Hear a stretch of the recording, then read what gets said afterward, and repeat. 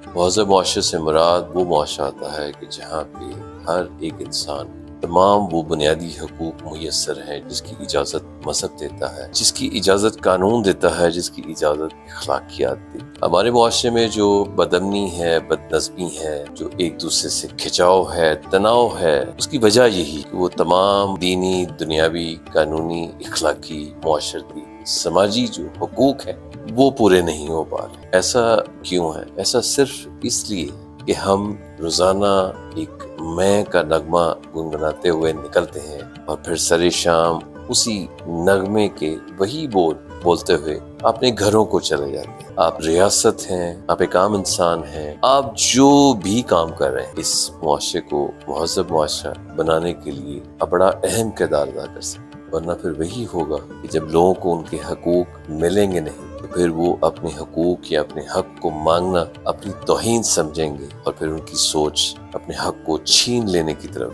مائل ہوگی، اور ایسا نہیں ہے۔ اس معاشرے کے لیے بھی یہ بات ٹھیک نہیں ہے اور اس ملک کے لیے بھی یہ بات ٹھیک نہیں۔